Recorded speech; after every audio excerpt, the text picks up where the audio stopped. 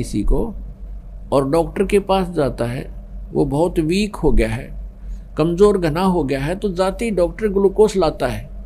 Glucose जो है ये रोग नाशक नहीं है, ये सहयोगी है उस उपचार में।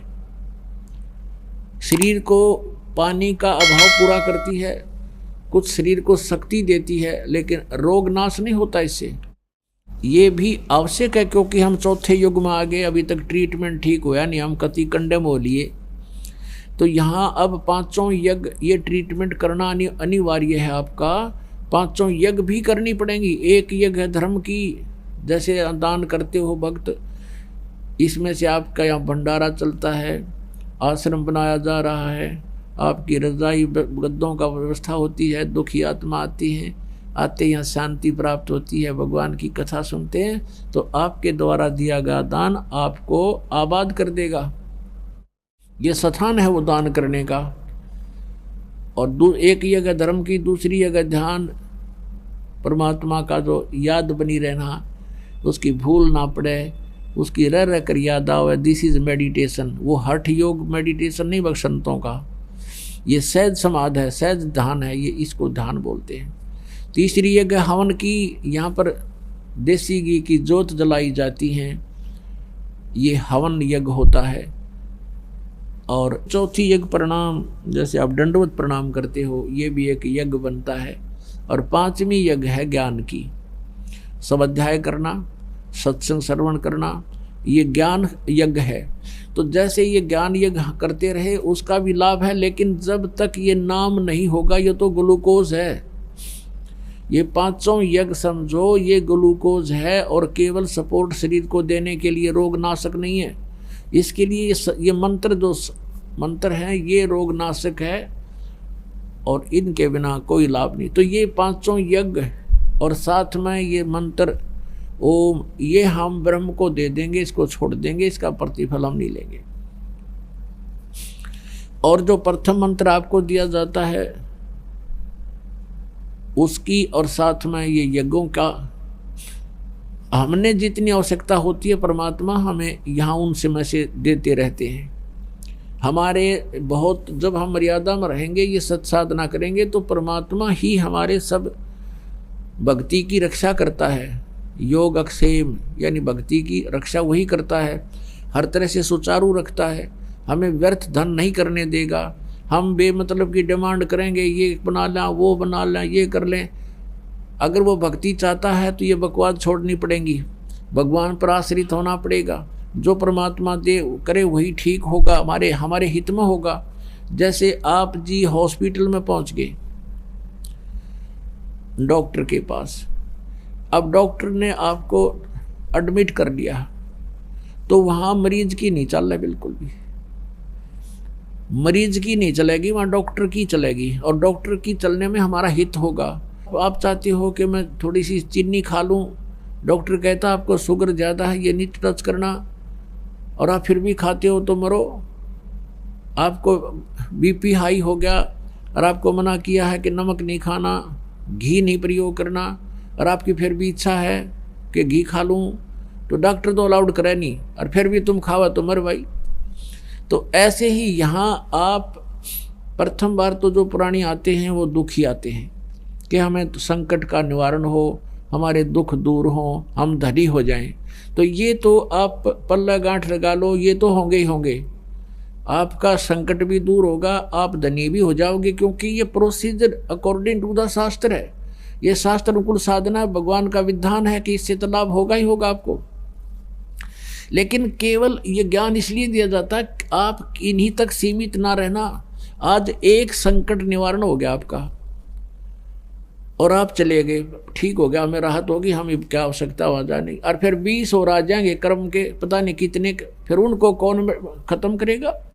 तो यहाँ आपके जीवन में आने वाले प्रारब्ध के अंदर भी जो कांटे पाप कर्मों के हैं वो भी इन एडवांस खत्म किए जाएंगे, और आपको जो आवश्यक वस्तु होंगी वही दी जाएगी, और आप बेमतलब की वस्तु मांगोगे भगवान नहीं देगा, जो आपके इस उपचार में बाधक होगी। पुणात्मा, इतना ज्ञान दास आपको बता रहा है, शाम को 3 घंटे सत्संग किया। वैसे भी 2-2 घंटे तकरीबन कोशिश करता हूँ कि हर तरह से हर पहलू पर विचार देकर, क्योंकि प्रत्येक सत्संग में बच्चे बदलते रहते हैं और पुण्यात्मा है वो लगातार रहते हैं उनके से, तो फिर पुण्य है ही नहीं किसी के, वो तो रंगे जाएंगे भगवान के रंग में।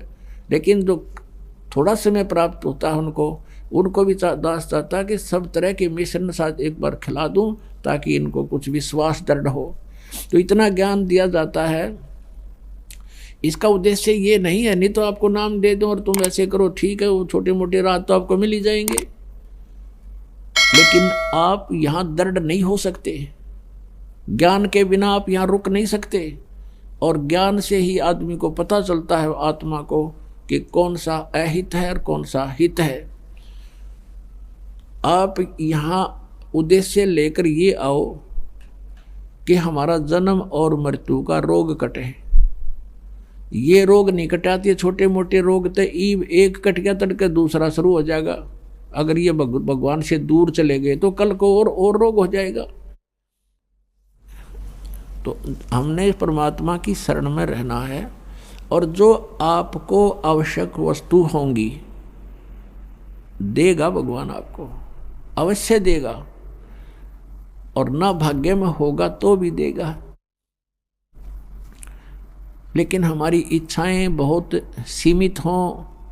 परमात्मा ने उदाहरण दे रखा है, स्वयं एक मजदूर बनकर रहे, जुल्हा बनकर रहे, झोपड़ी में रहे, और हमें ये उदाहरण देने के लिए कि गरीब से गरीब आदमी भी परमात्मा पा सकता है। अब प्रसंग चल रहा है, वहीं उसी टॉपिक पर आते हैं कि अब हम त्रिकुटी पर पहुंच गए।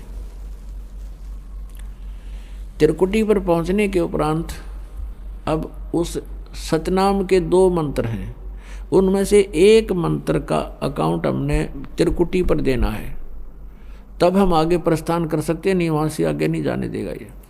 तो वहाँ परमात्मा आएंगे इस दास के रूप में, गुरु के रूप में, और जिस भी पुण्यात्मा की जैसी आस्था इस दास के प्रति आज बनी हुई है तो त्रिकुटी पर भी ऐसी ही होगी।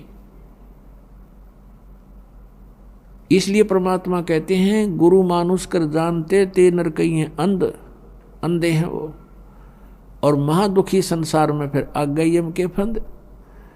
आपने गुरु जी को परमात्मा के तुल डील करना है। ये दास भगवान नहीं है, मुझे अपनी औकात का खूब पता है, लेकिन आप जी ने इस दास को एज ए रिहर्सल और इस जन्म मृत्यु के रोग की इस प्रॉब्लम को सोल्व करने के लिए, हल करने के लिए मानना पड़ेगा गुरु जी हमारे भगवान हैं। अब जैसे एक ऋण, गणित के अंदर ऋण का एक प्रश्न आता है, उसमें मूलधन ज्ञात करना होता है। वो मूलधन करोड़ों अरबों का होता है, रुपए का। उस करोड़ों अरबों रुपए के मूलधन को प्राप्त करने के लिए सपोज करना पड़ता है, मानना पड़ता है, मान ले मूलधन 100 रुपये, और फिर उससे हमारी वो प्रॉब्लम सोल्व हो जाती है। फिर उस 100 रुपये मूलधन नहीं है, लेकिन 100 रुपये मूलधन माने बिना वो उस प्रॉब्लम हल नहीं हो सकती, वो प्रश्न हल नहीं हो सकता। और 100 रुपये मूलधन मानते ही वो प्रॉब्लम हल हो जाएगी, और वो मूलधन मिल जाएगा जिसकी हमें तलाश है। तो इस दास को आप जी ने गुरु को सपोज करना पड़ेगा, गुरु इज गॉड, और ऐसे नहीं मानोगे तो आप फिर जहाँ भगवान होगा इस दास के रूप में, क्योंकि परमात्मा ने आपके पहचानो। अगर दूसरे रूप में खड़ा होगा तो आप बात भी को नहीं करो, और इस दास के रूप में आएगा तो आप जाते ही दंडवत प्रणाम करोगे, जैसी आपकी आस्था, यानी वो फिर अंतःकरण देखेगा। यहाँ तो आप झूठ भी बोल देते हो, कोई BDP हो भी नहीं करना जी, ठीक से मेरा नाम, मैंने कोई मर्यादा भंग नहीं करी, या कोई और अन्य पूजाएं करता है साथ में, तो वो तो वहाँ जाकर तो आपके समक्ष फिल्म चल पड़ेगी। और आपका कैसा भाव है गुरु जी के प्रति वहाँ पता लग जाएगा। गुरु मीन भगवान के प्रति। तो वहाँ अगर आपके मन में दोष रहा तो आप वहाँ से रिजेक्ट हो जाओगे। और कहते हैं वहाँ का गिरा फिर नहीं जाता, वहाँ का गिरा वापस नहीं जाता फिर कभी भी। ऐसा बुरा हाल हो जाता है इस प्राणी का। जब इतना कुछ यहाँ करवाया जाता है, समझाया जाता है, और फिर हम वही गफलत करते हैं, तो फिर अपनी करी कराई भक्ति का नाश हो जाता है। त्रिकुटी पर जाकर के परमात्मा आएंगे, वह बहुत बड़ा मेला लगा होगा, इंटरनेशनल एयरपोर्ट है। जैसे कोई विष्णु जी का उपासक है वो भी वहाँ खड़ा होगा, शिव जी का उपासक है वो भी वहाँ खड़ा होगा, और ब्रह्मा जी का उपासक है वो भी वहाँ खड़ा होगा, दुर्गा का उपासक है वो भी वहीं होगा, ब्रह्म का उपासक भी वहीं होगा, और पूर्ण परमात्मा का उपासक भी वहीं खड़ा होगा। अब वहाँ बहुत बड़ा भीड़ होगी, मेला होगा। आप खोजोगे कि गुरुजी कहाँ हैं हमारे, तो गुरुजी दिखते ही आप दौड़े जाओगे, दंडवत प्रणाम करोगे। फिर परमात्मा आपको साथ ले जाएंगे कि आज जो तुम्हारा अकाउंट क्लियर कराते हैं। फिर जाएंगे धर्मराज के पास, यहाँ का जो अकाउंट रखता है न्यायाधीश, उसके पास ले जाकर परमात्मा कहेंगे जी इनका हिसाब करो, ये आपके ओम नाम की कमाई इनकी इतनी है, इतने इनके यज्ञ हैं, ये अपना डिपॉजिट करो और इनका कैंसिल करो, इनका ऋण जितना भी आपका है। और जो रही पाप, वो परमात्मा के पास शक्ति है, वो पाप नाश हो जाते हैं इस सतनाम के दूसरे मंत्र से और सार नाम के मंत्र से। ये हमारे पाप नाश होते हैं इनसे, दोनों के योग से, अकेले से नहीं होते उसके। तो पाप हमारे नाश मिलेंगे, पुण्य जो के तो वहाँ विद्यमान मिलेंगे। तो वो काल के ब्रह्म से, वो ब्रह्म नहीं आता सामने, वो धर्मराज छोड़ रखा है उसने कि ये काउंट करेगा, उसको हिसाब दे देंगे। फिर त्रिकुटी से आगे चलते हैं, फिर हम ब्रह्मरंध्र की ओर। अपने आत्माओं, काल ने बहुत ज़्यादा जुगाड़ जोड़ रखा है, और जो ज्ञान हमें प्राप्त है अभी तक पता था, वो बहुत ही सीमित ज्ञान था। अब जैसे यहाँ से त्रिवेणी होती है, त्रिवेणी 3 रास्ते हैं, आगे चल के त्रिवेणी का जो मध्य का रास्ता है उसको पार करके हम त्रिकुटी पर जाते हैं, और वहाँ फिर त्रिकुटी से आगे फिर ऐसे ही 3 रास्ते हैं। वो मध्य का रास्ता है, वो ब्रह्मरंध्र, सेकंड ब्रह्मरंध्र है, जो काल के निज लोक में प्रवेश करता है। अब ये ब्रह्मरंध्र मान रहे थे 10वां द्वार, 10वां द्वार, हमने 12वें द्वार को पार करके सतलोक जाना है। तो वहाँ पर धर्मराज का हिसाब करवा के फिर हम प्रवेश करेंगे 11वें द्वार में, इस अक्षर पुरुष के लोक में। अक्षर पुरुष का लोक यानी स्थान 7 संख ब्रह्मांड का है, उसके अंदर से हमने जाना है। तो उसका ऋण हमारे ऊपर, वो सिर्फ इतना ही टैक्स हो जाता है वहाँ से वहाँ तक जाने का, उसका किराया है सतनाम के दूसरे मंत्र का जो तत्व है उसका। तो वो परब्रह्म के लोक में हम इसको दे देंगे, परमात्मा साथ रहेंगे। फिर हम 12वें द्वार में जाएंगे, भवन गुफा पार करके, और वो सतलोक प्राप्ति होगी उस तीसरे मंत्र सार नाम से। तो गीता जी अध्याय नंबर 18 के श्लोक नंबर 66 में कहा कि सर्वधर्मान परित्यज माम एकम शरणम व्रज, मेरी सतर के सभी पूजाएं मुझे छोड़ दे, मुझे दे दे, फिर उस एकम सर्वशक्तिमान की शरण में जा। तो इस प्रकार व्रज माने जाना है, आना नहीं है। ये गलत अनुवाद कर रखे। अब प्रसंग चल रहा है कि शास्त्र विधि को त्याग कर जो मनमाना आचरण करते हैं, यानी गीता जी और वेद, पवित्र 4 वेद, पवित्र श्रीमद् भगवद गीता, ये एक ज्ञान है। गीता जी में कोड वर्डों में संक्षिप्त है 4 वेदों का, और साथ में इस गीता ज्ञान दाता का, इस गीता में अपना मत भी है। जो इसका अपना मत है वो हमें मान्य नहीं है यदि वो वेदों से नहीं मिलता। वेद क्या है? वेद परमेश्वर ने ज्यों के त्यों इसके अंतःकरण में फीड कर दिए थे और इसने न्यू के न्यू बाहर निकालने पड़े। जैसे समय आने पर माता के गर्भ से बच्चा अपने आप ही बाहर आ जाता है, उसके बस की बात नहीं। जैसे किसी को वमन होती है, उल्टी होती है, तो उसके बस की बात नहीं उल्टी ना हो। तो ऐसे ही परमात्मा ने 500 वेद डाले थे इसके, ये उनको मिश्रण तो नहीं कर सका, उनमें बाहर निकला इसकी श्वासों से, उसकी श्वासों से बाहर निकला ये सारे। अब पहले तो इसको समझना बड़ा कठिन था कि ऐसे कैसे हो सकता है। आजकल बहुत आसान है। जैसे एक छोटी सी चिप होती है, उसमें कितना मैटर उसके अंदर फीड होता है और कंप्यूटर में डालकर उसको दूसरे में निकाल ले, प्रिंट इतना ढेर लग जाता है, वो प्रिंट निकाल देता है और अंदर एक छोटी सी चिप है। तो ऐसे ये श्वासों से ये 500 वेद बाहर आ गए ज्योति निरंजन के काल के ब्रह्म के शरीर से। इसने देखा उनको पढ़कर, 5वां जो वेद था सूक्ष्म वेद, उसमें बहुत अत्यधिक जानकारी थी उस परमेश्वर की।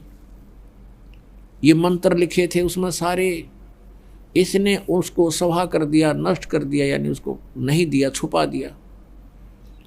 और 4 वेद दे दिए हमारे को कि लो इसमें दान, इसमें मिश्रण नहीं कर सका वो इस वेदों में। अब इसने गीता का ज्ञान वेदों वाला बोला, इसमें थोड़ा सा अपना मत डाल दिया। बार बार कहता है ये मेरा मत है, वो समय आने पर बताएंगे, भी इतना समय नहीं। तो अब हमने देखना है कि पुराण क्या है और गीता और वेद क्या है। वेद और Gita God given spiritual knowledge है। जो गीता में ज्ञान है वो वेदों वाला है और वेद परमात्मा ने दिए हैं, पूर्ण ब्रह्म ने।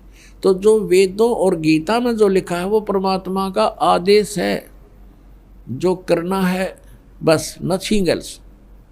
वो तो है शास्त्र अनुकूल, उसको त्याग कर जो भी हम साधनाएं करते हैं वो व्यर्थ है।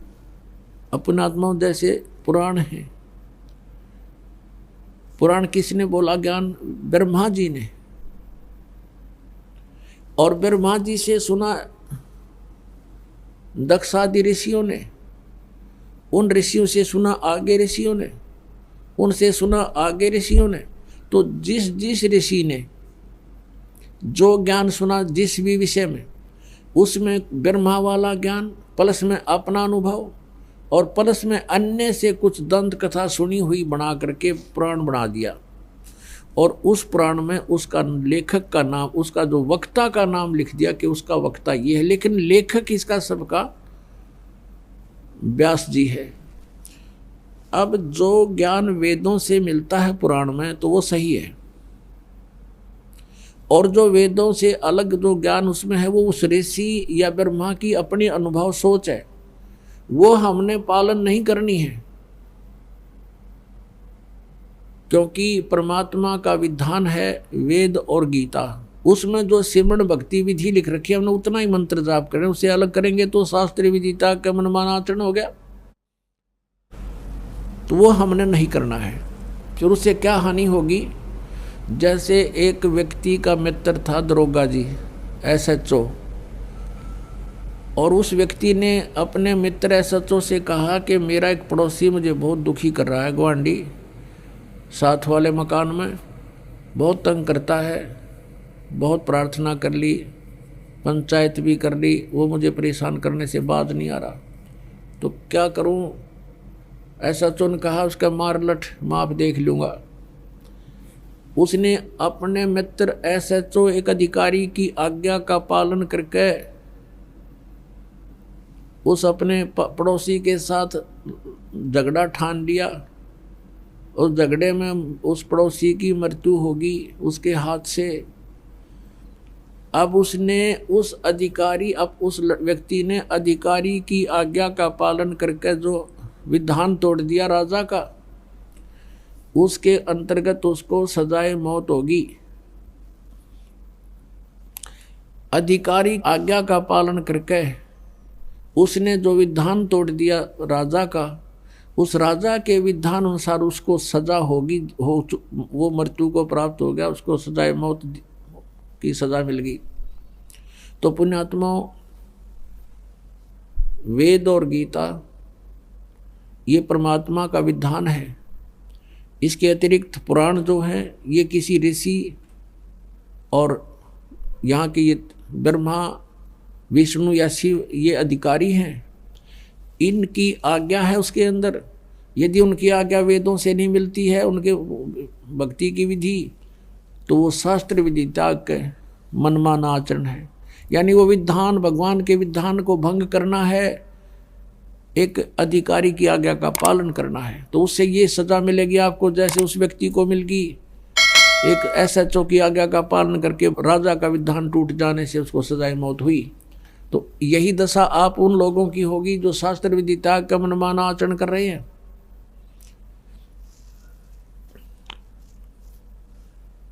तो पुण्यात्मा, श्रीमद् भगवत गीता अध्याय नंबर 4 के श्लोक नंबर 25 से लेकर 31 तक कहा है कि कोई तो ऐसी साधना करता है, कोई झरनों में खड़ा हो जाता है, कोई तपस्या करता है, कोई ब्रह्म पूजा करता है, कोई देवताओं की पूजा करता है, कोई केवल स्वाध्याय ही करता रहता है। और प्रत्येक साधक अपनी साधना को, अपने यज्ञ को, यज्ञ में धार्मिक अनुष्ठान को पाप नाशक जानते हैं। पाप नाशक में मोक्षदायक, जिसका पाप, जिस विधि से पाप नाश हो तो उसी से मोक्ष होगा। पाप हमें मोक्ष नहीं होने देते, लेकिन वो सभी अपनी अपनी साधना को पाप नाशक जानने वाले हैं। अब गीता जी अध्याय नंबर 4 के श्लोक नंबर 32 में कहा कि सच्चिदानंद घन ब्रह्म की वाणी में इन्हीं यज्ञों के बारे में बहुत विस्तार के साथ से लिखा है, कौन सी करनी चाहिए और कौन सी ना करनी चाहिए, उनमें सारा ज्ञान है। तो वो तत्व ज्ञान है। उस तत्व ज्ञान को तू तत्वदर्शी संतों के पास जाकर समझ, वो फिर बताओगे,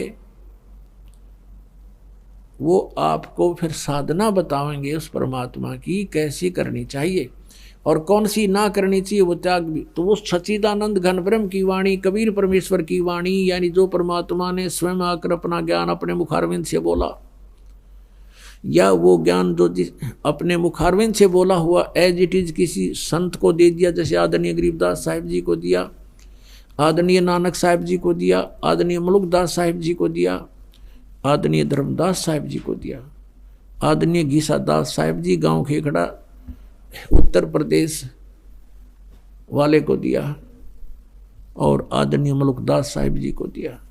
तो इन महापुरुषों का तो दास को ज्ञान है जिनको भगवान मिले, और उनकी वाणी भी दास ने पढ़ी है। उनके अपने सतर की जो ज्ञान है वो बिल्कुल जो का तो सुख संवेद से मिलता है, सच्चिदानंद घन ब्रह्म कबीर वाणी से मिलता है, मेल खाता है। इसके अतिरिक्त जो साधना हम करते हैं वो गलत करते हैं। अब सच्चिदानंद घन ब्रह्म की वाणी आपको सुनाते हैं। जैसे हम सोचा करते थे कि ये साधक घर त्याग गया, जंगल में चला गया,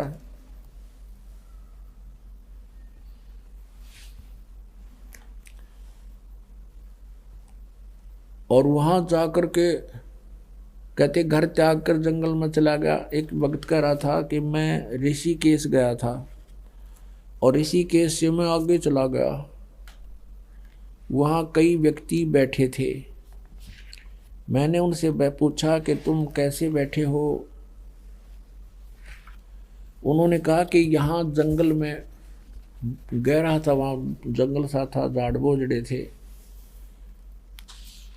वहाँ एक बहुत बड़ा संत रहता है और तन पे कपड़े नहीं रखता, वो ना कहीं मांगने जाता है, निवस्त्र रहता है। केले की एक छाल, केले के पत्तों से उसने अपने तन को ढक रखा है, और वो किसी के सामने नहीं आता, किसी को दर्शन नहीं देता। तो मैं भी वहाँ बैठ गया। कहते हैं वो कभी कभी निकल के आता है।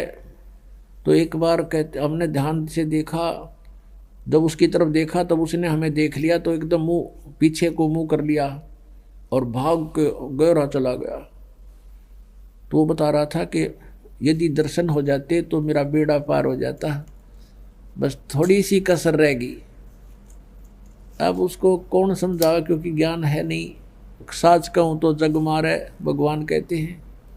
अब परमात्मा क्या बताते हैं, डंब करें डूंगर चढ़ें, कई साधना करते हैं, ऊपर बैठ जाते हैं ऊंचे से स्थान पर जहाँ से सबको दिखाई दे कि वो बैठा साधक। डूंगर माने ऊंचे स्थान पर, टीले पर, ताकि दूर से देखे बाबा जी तपस्या कर रहा है, दुनिया इकट्ठी हो जाए, वहाँ पहुँचे उसकी वाह वाह हो जाए। कहते हैं डंब करें, डंब माने पाखंड करते हैं ये लोग। डंब करें डूंगर चढ़ें, अंतर झीनी झूल, और जग जाना यो बंदगी करे यो वो है सूल बबूल। ये तो काटे वो अपने अगत में, जनता जाने बोली श्रद्धालु जाने भक्ति कराए। फिर क्या बताते हैं, केले की कोपीन है, यानी केले के पत्ते का लंगोट बना रखा है शरीर पर, कुछ नहीं। और फूल पान फल खाही, नर का मुख नहीं देखते जो बस्ती निकट ना जाही। वो जंगल के रोज हैं जो मनुष्यों बिद के जाही, निस्तिन फिरो उजाड़ मैनो परमात्मा पावे नाही। कि केले की पत्तियों की लंगोट बना रखा है, आदमियां तो बेदक कब आग जा हैं, वे मनुष्य के दर्शन नहीं करता और फूल पत्ते फल खा कर अपना गुजारा करता है। कहते वो तो जंगल के रोज हैं, रोज नील गाय धक्के खाते अंडे, उनते भी नंगो भी नंगे फिरे हैं।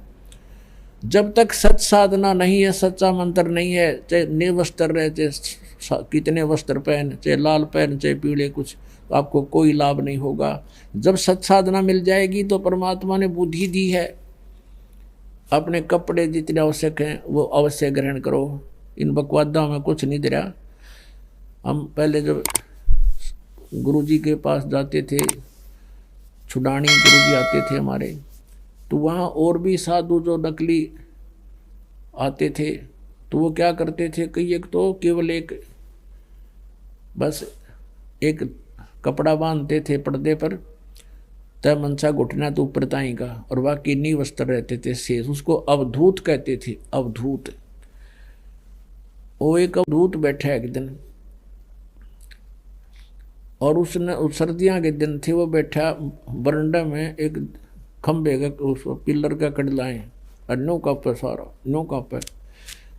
मैं हम भी उसके पास बैठ के, महाराज जी क्या हो गया? बोला नहीं भजन कर रहा हूँ मैं, टट्टू भजन कर रहा है, तेन जाडे में तो सांस नहीं आ रहा। भजन तो जब हो तेरे पास रजाई हो, आराम से बैठ कर भजन करिया, गर्मी कपड़े पहन ले तो भक्ति होगी आपसे। बोला चल चल अपना काम कर, हम अवधूत हैं, हम कपड़े नहीं पहनते।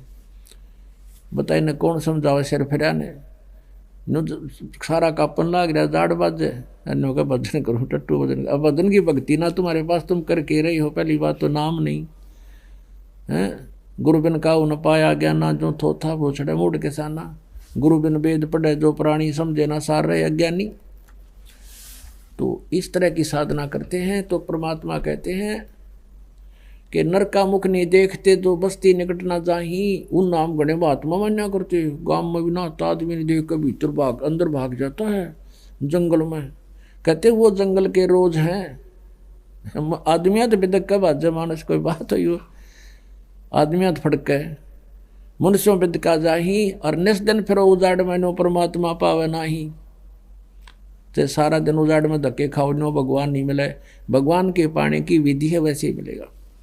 डेरे डंडे खुश रहो और खुश रे लहना मोक्ष। और दुरुप्रहलाद पार हो गए, फिर गृहस्थी में के इस डेरे में के दोष।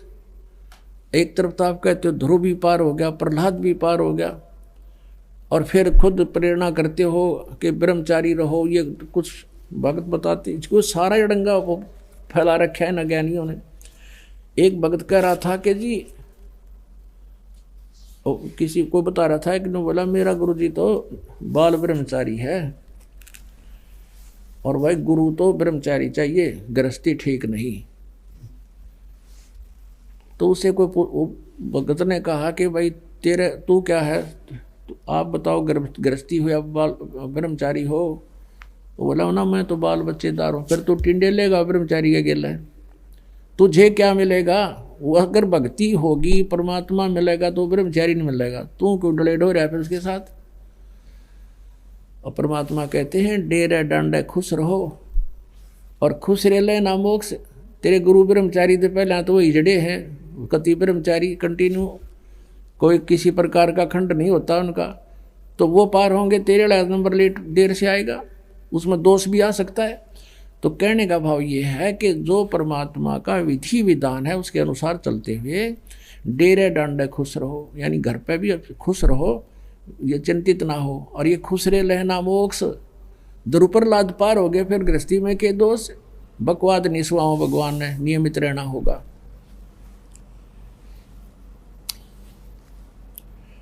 अब सच्चिदानंद घन ब्रह्म की वाणी में कौन सी साधना करनी चाहिए, कौन सी ना करनी चाहिए, वो बताते हैं। अब ये लिखा है परमेश्वर कबीर साहिब जी ने, परम पूज्य कबीर परमेश्वर जी ने आदरणीय गरीबदास साहिब जी अपनी आत्मा, प्यारी आत्मा को अपना हृदय खोल कर दे दिया पूरा ज्ञान जो का तो। ऐसे आदरणीय नानक साहिब जी को दिया था, आदरणीय गीसा दास साहिब जी को दिया था, लेकिन उन महापुरुषों के उस तत्व भेद को, गुण रहस्य को आम व्यक्ति नहीं समझ सकता, समझ भी नहीं सका। और उनके जाने के बाद उनकी वाणी संग्रह की गई है, तो वो वर्तमान में कोई कोशिश करता उनसे पूछने की तो अवश्य बता जाते, लेकिन नाम बताने का आदेश उनको नहीं था, इसलिए वो नाम अभी तक गुप्त रहा, सतनाम। अब पूरा सिख समाज कहता है सतनाम श्री वाहे गुरु, सतनाम श्री वाहे गुरु। अब ना तो न सतनाम का बेरा, ना न वाहे गुरु का बेरा, और वो रट ला रहे उसकी। अब ना पता वो सतनाम कौन है, ना पता वो वाहे गुरु किसको कहा। तो गरीबदास साहिब जी कहते हैं कि कबीर परमेश्वर जी परम अक्षर ब्रह्म, वो सतपुरुष हमें मिले और नानक साहिब जी को मिले, तो और अब्राहिम सुल्तानदम को वही मिले, दादू जी को वही मिले। हम सुल्तानी नानक तारे दादू को उपदेश दिया, जात जुलाहा भेद नहीं पाया, वो काशी माए कबीर होया। फिर गरीबदास जी कहते हैं जाखी वे कबीर की नानक की तीवा, और वह सिखा का गल पड़ी कौन छुटावे था। जाखी देख कबीर की, ओए होए, जाखी माने नज़ारा। जैसे 26 जनवरी के ऊपर अपने भारतवर्ष में गणतंत्र दिवस मनाया जाता है, तो प्रत्येक स्टेट, प्रत्येक राज्य में जो कुछ भी प्रोग्रेस कार्य हो रहा है, कोई ऐसे कोई स्थान है विशेष, तो वो एक ट्राले के ऊपर, ट्रैक्टर की ट्राली में उनके अलग अलग से एक बनाए जाते हैं चित्र, उनके एक मॉडल बना कर रखे जाते हैं वो दिखाने के लिए। तो वहाँ कहते हैं ये हरियाणा प्रांत की झांकी आ रही है, देखिएगा झांकी में नज़ारा, उसमें जो कुछ भी हो रहा है। फिर पंजाब प्रांत की झांकी आ रही है, ये देखिए इसमें क्या क्या, वहाँ की क्या क्या व्यवस्थाएं हैं। तो ऐसे सतलोक की झांकी देख कर नानक की तीवा, ओए होए वाह वाह गुरु, ये है वो परमात्मा, वाह वाह, ये है वो असली स्थान जहाँ सारा ही सुख है, वहाँ तो खचड़ा भरा मृतलोक में।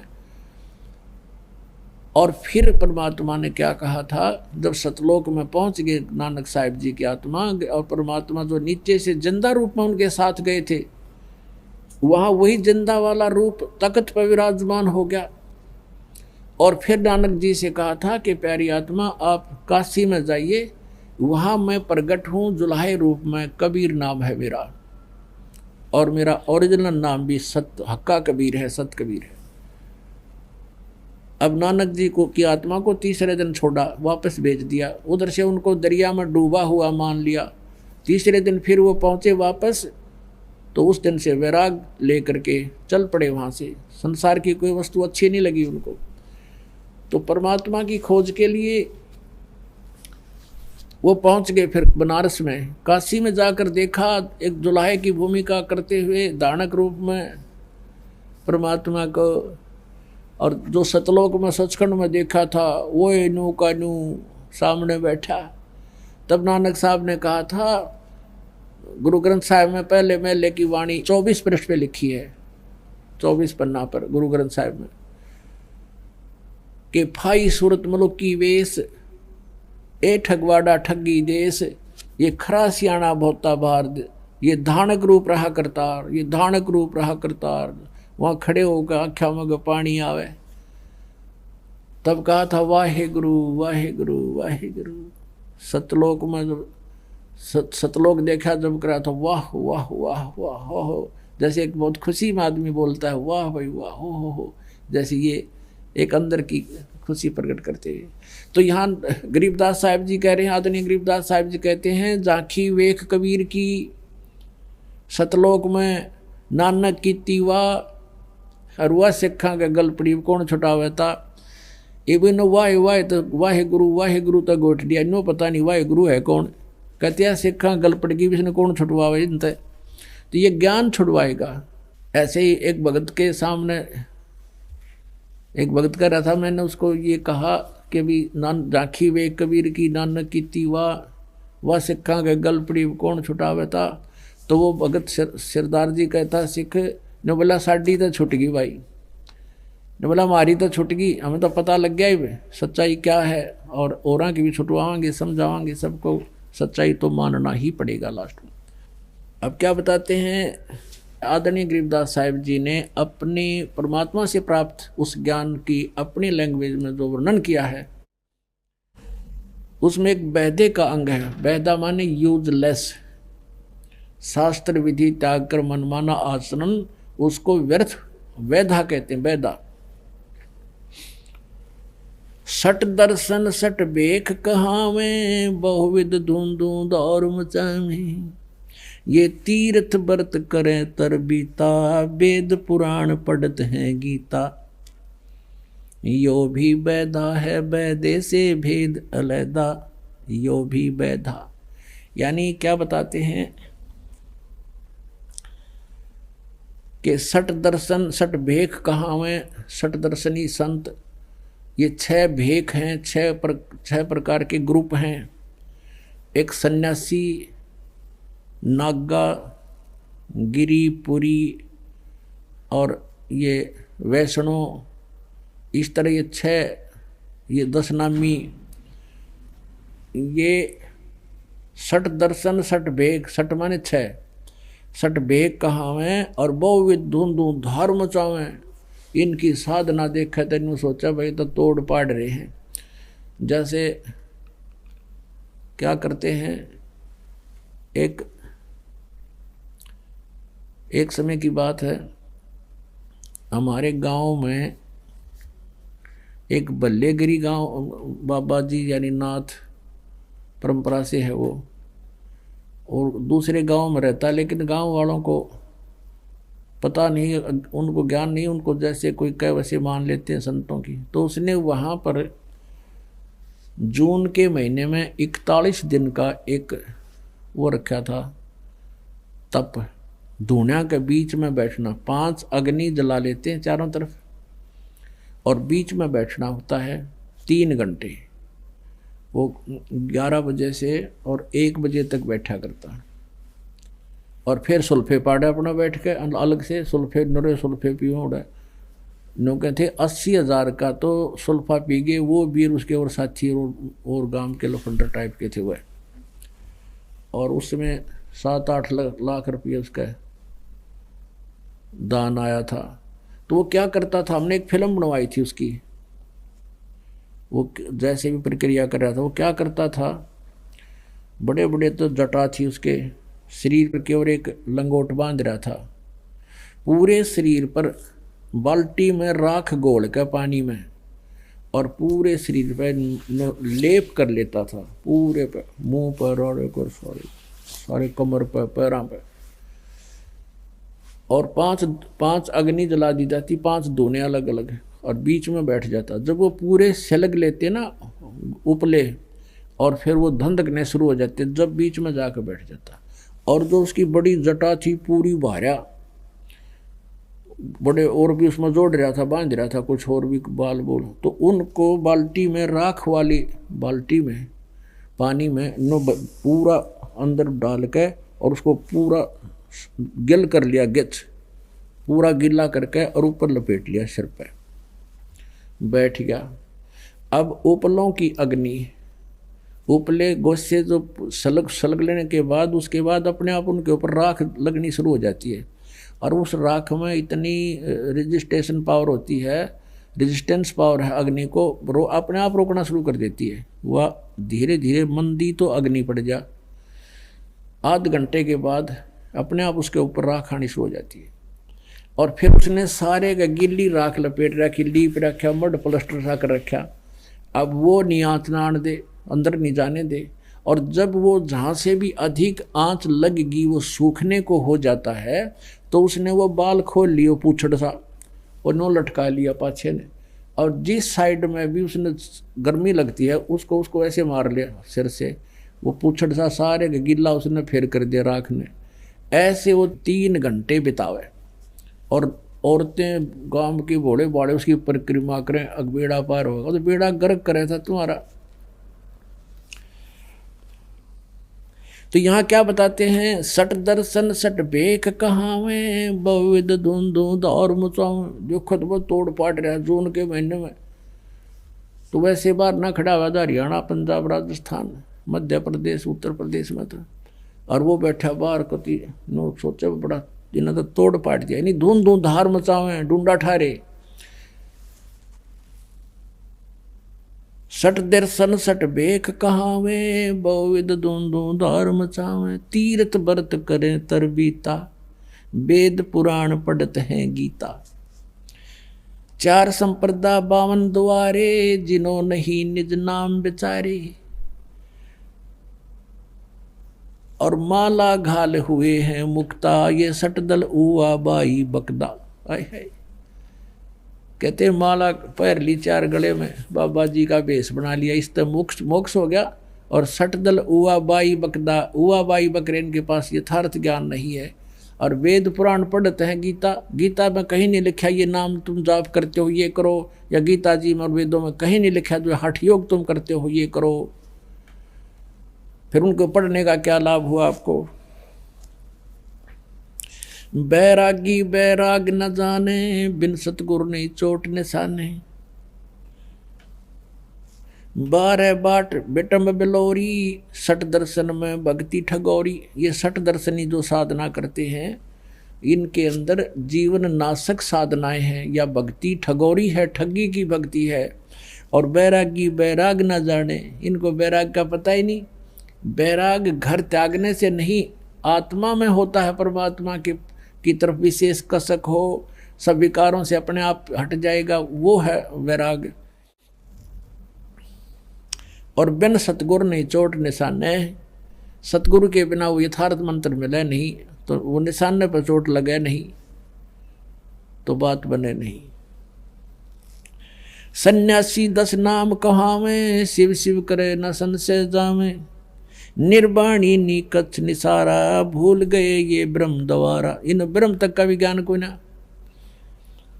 सुन सन्यासी कुल क्रमनासी, बग में प्योंदी भूले धोंदी। छल छिदर की भक्ति ना कीजय, आगे जवाब कहो क्या दीजय। जंगम जैनी फोकट फैनी, नाम न चीना गुरु गुणहीना। नगन निराशा तन कुतरासा, पशु प्राणी स्वान समानी। अब कहते हैं जंगम जैनी और फोकट फैनी, इनके पास खक नहीं है जो साधना कर रहे हैं, शास्त्र विधि त्याग के कर रहे हैं। और नाम ना चीना गुरु गुणहीना, यानी नाम सही नाम मिला नहीं, पूर्ण संत उनको मिला नहीं, इसलिए गुरु जी से मिलने वाले जो गुण थे उनसे हीन रहे, उनको ज्ञान नहीं हुआ। वेद पुराणी कथा कहानी, पढ़ पढ़ भूले अर्थ न खुले। यो भी वैदा है, भूले रोगी हृदय के रोगी, कान चरावे भस्म रमावे। ये भी वैदा है।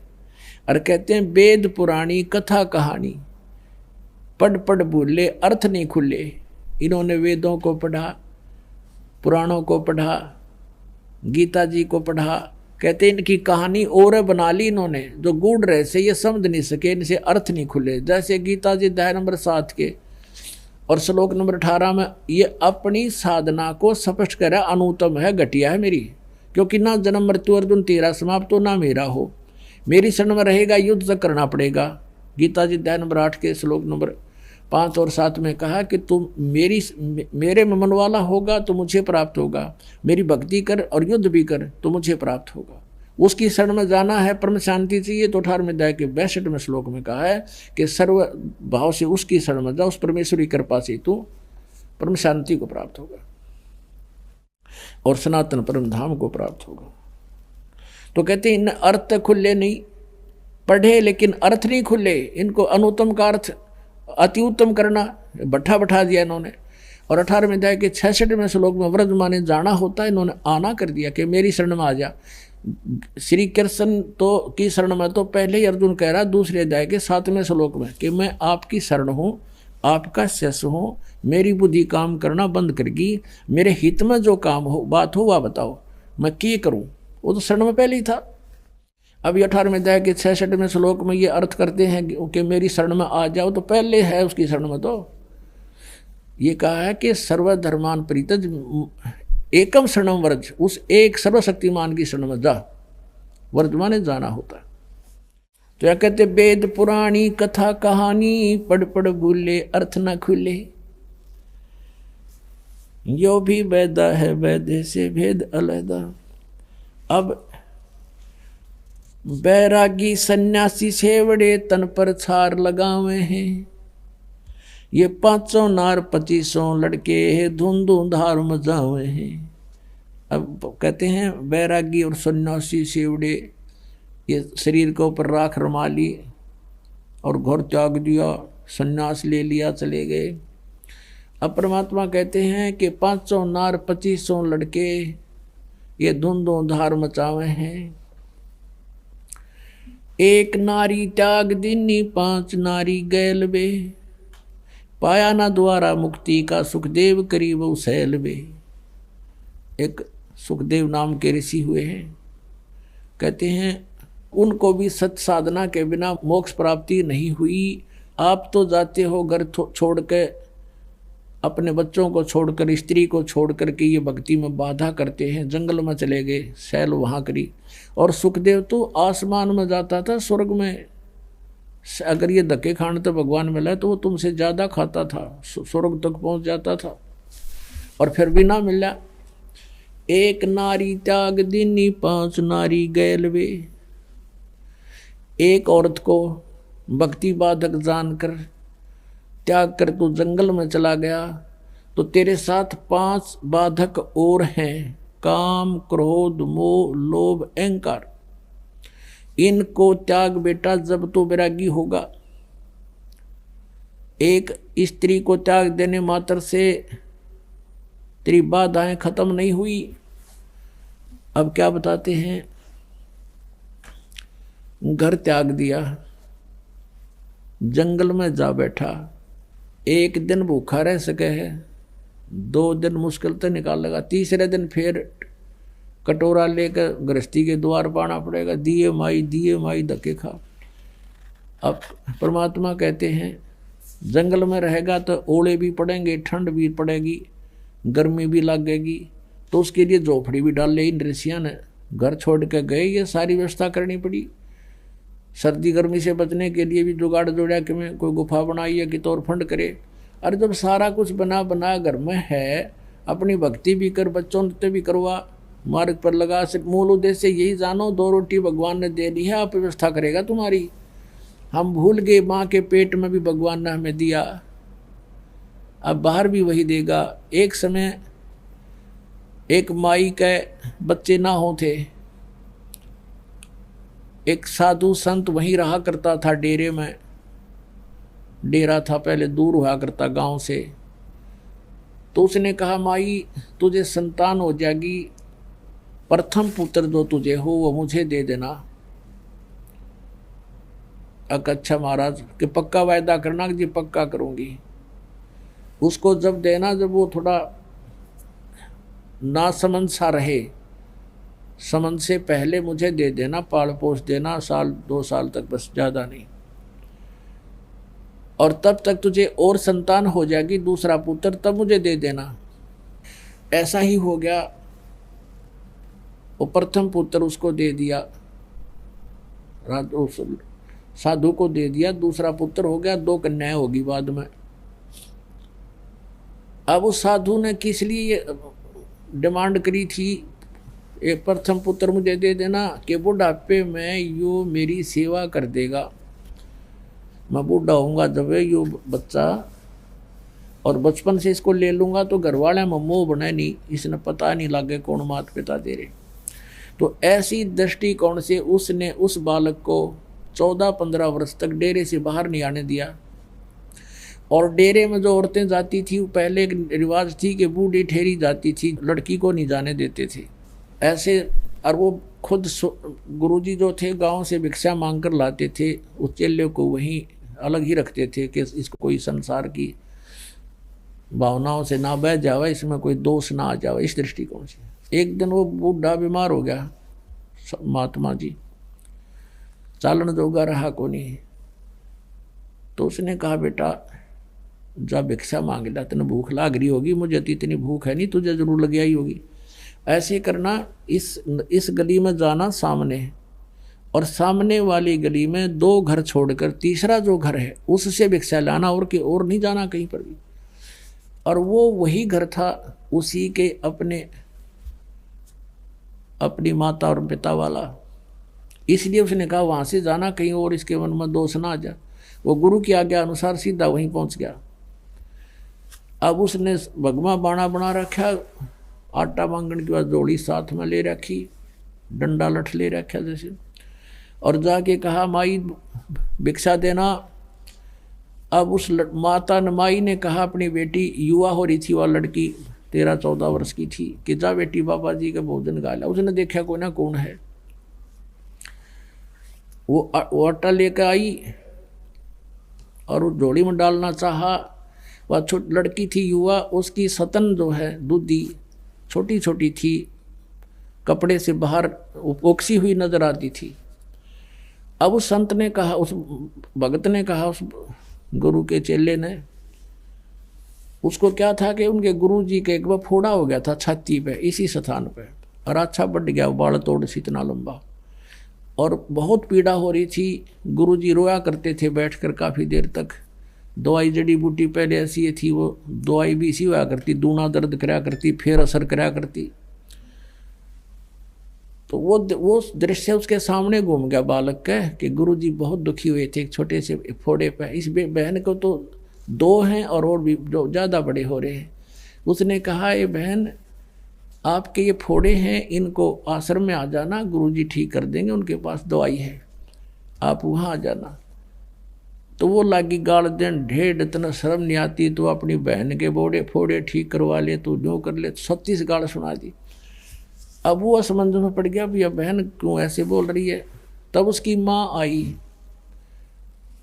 आवाज़ सुन के कहने लगी, भाई क्या बात होगी बाबा जी, क्या बात है बेटी, क्या कह दिया महात्मा ने। अग्नियों का यो दुष्ट, बोला आजा तेरे फोड़े ठीक करवा दूँ आश्रम में। तो उसने कहा, माई मेरे गुरुजी के फोड़े हो गए थे, छाती पे था एक फोड़ा, और उस तो बहुत दुख पाया करते थे, मैं तो वैसे कहा था बहन आपको भी पीड़ा हो रही होगी, वहाँ जाना। तब उसकी माँ ने कहा, बाबा उस वक्त जानगी कि बोला भगत से, इसने पता कोई ना सारी कहानी का। फिर उसने बताई कि महाराज जी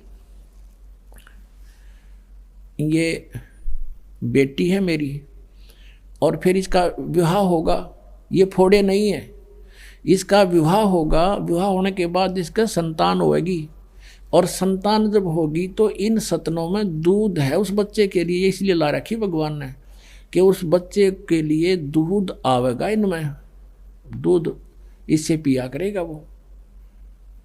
फिर उसने महात्मा ने सोचा, पूछा कि माई कब होगा इसका ब्याह बेटी बहन का, कि अभी तो बेटा या बालक है, 1-2 वर्ष में इसका ब्याह करेंगे, और फिर संतान 1-2 वर्ष के बाद संतान भी होगी। अच्छा, तो भगवान को इतनी चिंता है कि उसके गर्भ में बच्चा होगा, बच्चा बाहर आएगा, और फिर वो दूध भगवान इसके सतन में भेज देगा। हाँ ठीक समाई। वो चल पड़ा वहाँ से, और वो जोड़ी उड़े फेंक आया, वो जो मांगन वाली ले रहा था साथ में, अन्ना भिक्षा लेकर गया, वहीं फेंक कर वापस आ गया।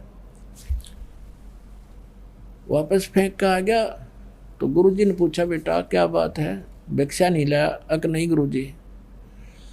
परमात्मा ऐसे ऐसे मैंने कहानी सुनी है भगवान की कि बच्चा बाहर आने से पहले उसके दूध की व्यवस्था कर देता है। हाँ, क्या बात होगी। तो फिर गुरुदेव अब हम अपने भोजन की चिंता हम करें तो हमारे जैसा नालायक नहीं, जब हम उसके लिए बैठे यहाँ पर फेंका जोड़ी में तो आप पे देगा भगवान। वो बाबा जी ने सोचा अच्छा नालायक टकराया, ये मन नहीं भूखा मारेगा और आप भी मरेगा। अब उसको विश्वास नहीं था, उसका बालक था, वह बात दृढ़ होगी क्योंकि पिछले संस्कार भी होते हैं तो इस तरह की बातें विश्वास होता है। वो बैठ गया एकलो जाके, बाबा जी लाचार, वो चल नहीं सके था। उसके मुंह का नहीं देखे, बेटा तू उठा लो जोली ने। अगर नहीं गुरुदेव, और आपकी सारी बात मानूंगा पर ये नहीं मान सकता मैं। अब वहाँ गांव में नगर में उस गांव में पता चला कि भाई बाबा जी बीमार हो गए, महात्मा तो बीमार हैं और चेला नालायक से वह जोड़ी बियाड़े फेंक गया। तो प्रत्येक ऐसे बात फैल गई गांव में। तो कई घरों में 10, 15, 20 घरों ने क्या सोचा, रोटी बनाओ फटाफट। भोजन तैयार किया, खीर तैयार किया है, बढ़िया भोजन, सब्जी बनाई, रोटी दूध ले करके और चल पड़े। वहाँ पहुँचे महाराज जी, पता लगा था भगत न वहाँ पर जोड़ी वहीं फेंका, थैला भी आटा नहीं लाया और भोजन बना के लाए, खीर भी खिचड़ी भी, ले खा लो। बाबा जी ने सोची बस चलो रोटी तो खा, पहला जिसी खाई जा, राजा बेटा तो भी खा ले। बैठ के खान लग गया। अखा देखो, इतने में दूसरा आ गया, इतने में तीसरा आ गया, उड़ लाइन लाएगी 20 आगे न्यू ले लेकर रोटी, बाबा जी रोटी लाए रोटी लाए। तब उस बाबा जी की आँख खुली रहते रह गए, जब भैया भगवान जब यहाँ ऐसे दे रहा है आराम मांगते फिरें। जब उसने कहा कि जब भगवान 4 साल पहले एडवांस हमारी व्यवस्था किए हुए है तो क्या आज नहीं उसको ध्यान है हमारा।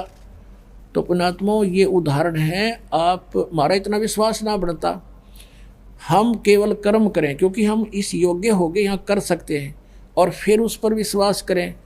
फिर देखना, अब जैसे कबीर परमात्मा जी थी, यह कथा लंबी है फिर सुनाएंगे। अपना कपड़ा बुनते थे, जो मेहनताना आता था उसी से अपना परिवार पोषण करते थे। परमात्मा का अपना परिवार कोई नहीं था। मुंह बोले 2 लड़के थे, जो लड़का और लड़की 2 बालक थे जिनको मृत जीवित किया था किसी कंडीशन पर, और माता पिता थे वो भी, उनका जन्म नहीं था, परमात्मा स्वयं आकर प्रकट हुए थे। नीरू और नीमा ने केवल उनके उठा ले गए थे बच्चे रूप में, परवरिश की लीला हुई थी। तो वो 4 सदस्य और थे, एक परमात्मा उससे अपना गुजारा करते थे, और बाकी जो बचता था उसको भी पुण्य में लगाते थे। फिर किसी ने झूठी चिट्ठियां डाल दी थी, 18 लाख व्यक्ति आ गए थे वो एज ए गेस्ट। तो परमात्मा ने 18 लाख को 3 दिन तक मोहन भोजन खिलाए थे। कहते हैं कल पे कारण कौन है, कर सेवा निकाम, और मन इच्छा फल देऊंगा जो पड़े मेरे ते काम। बोलो सतगुरुदेव।